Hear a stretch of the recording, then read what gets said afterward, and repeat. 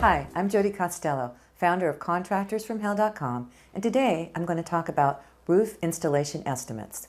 When replacing and installing a roof, your estimates need to be detailed, outlining everything that goes into the process from tearing off the old roof to replacing it with the new roofing materials. The estimates should detail the cost breakout of everything that the job requires. The contractor should spend some time on the roof to determine the condition and what, if any, repairs need to be done.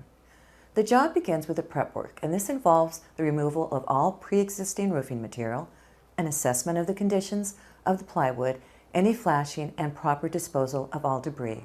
This is usually rolled into the per square price of the project. Many roofing professionals will use the term square when measuring a roof.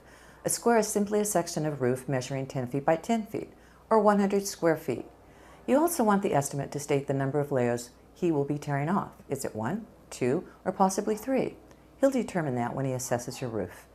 Then there are the materials. Depending on what you choose and the square footage of your roof will determine the costs.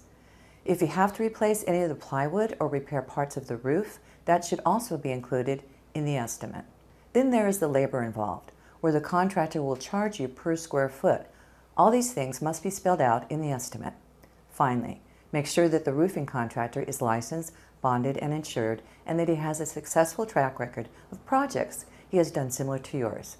Be sure to get at least 3 bids and research your contractor thoroughly.